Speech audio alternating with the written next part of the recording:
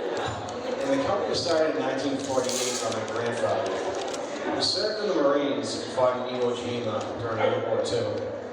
And now that I'm doing stand-up, I have something in common with my grandfather that is very unique, which is a fear of bombing. And I am the youngest of four, and all my siblings are Ivy Leaguers, except for me. I was a little leaguer.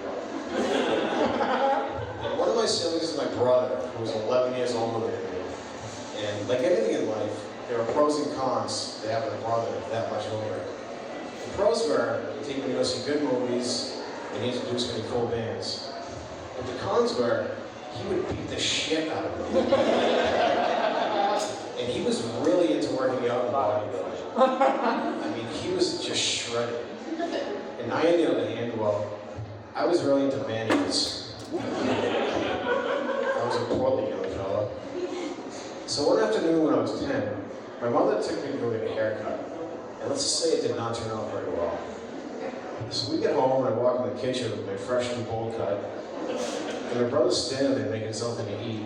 And he looks down at me and says, "Hey, sweet haircut. They put the hole in your head." This goes back to what he was doing. And I was standing behind him.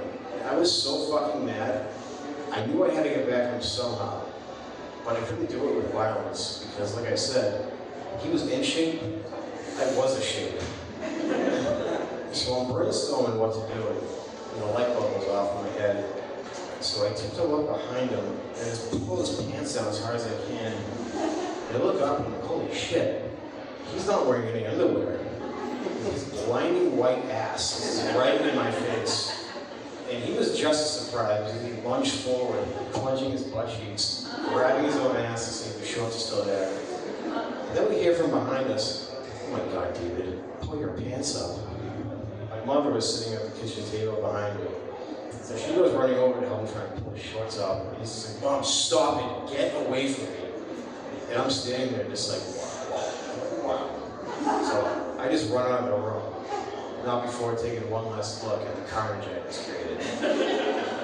But my brother did get a hold of me later that day and said, "Next time we're home alone, I'm gonna beat the shit out of you, worse than I've ever beaten the shit out of you before." And I'm just looking up at him with my stack of chins like, oh my God, he's going to fucking kill me. So I did the only logical thing that one can do in that situation. I get under my bed, and I must have fallen asleep because when I went under there, it was daytime. When I emerged, it was night. So I'm walking around the house, there's nobody home. Oh, that's weird, where is everybody? And my sister comes busting through the front door, bawling her eyes out, screaming at me. "Where have you been? We thought you got kidnapped or ran away." Kidnapped? Ran away? Clearly no one thought I could fit under the bed. Just one of them had looked. This whole thing would have been avoided. Yet here we were. And the rest of my family started trickling in, and my father got himself in trouble because he let it slip that he really wasn't out looking for me. He was just down in his boat hanging out with his buddies. My mother's giving him shit. He's just like, "What? I knew he'd turn up." And my poor mother, she was so frazzled, but she was just happy I was home safe and sound, which I wasn't the entire time. So I didn't go anywhere. She says, "Oh, sweet, all this commotion today. I just realized I messed up again. How would I make you a nice grilled cheese with ham?" And sounds good, thanks. "Would you like anything else on it besides mayonnaise?" "Yes. Extra mayonnaise." But, so I go by Richie, but my birth name is Richard Jameson Welch. And with the name Richard comes the cross there of the dreaded nickname Dick. And growing up, I always knew this nickname existed. There was no one had to tell me about it. I think I was born with this Dick intuition.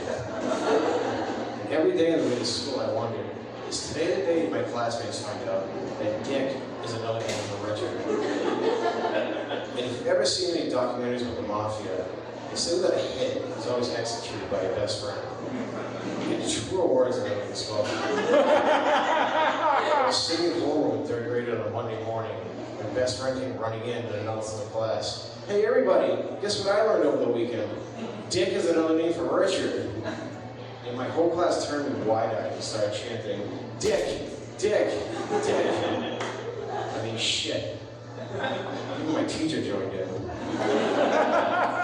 So I just put my head down and said, oh, gee.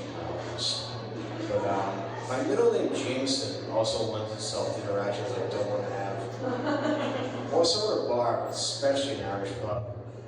I'll be talking to someone, and they'll ask what my name is, and I'll say, Richie Welch. No, it's a very Irish name, Richie. What's your middle name? Jameson. And the response is always something, you fucking right it is. Jameson shots on me, let's go. And I had to tell them that wasn't a hint to the application.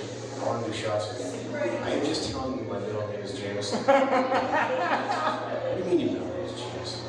Jameson's not a name, it's a whiskey. It's my mother's maiden name. She made him a middle name. And the Jameson family did start Jameson whiskey, so every once in a while read a fucking history book, or at least a bottle label. It's cool, Richie. Come on, round the shots anyways.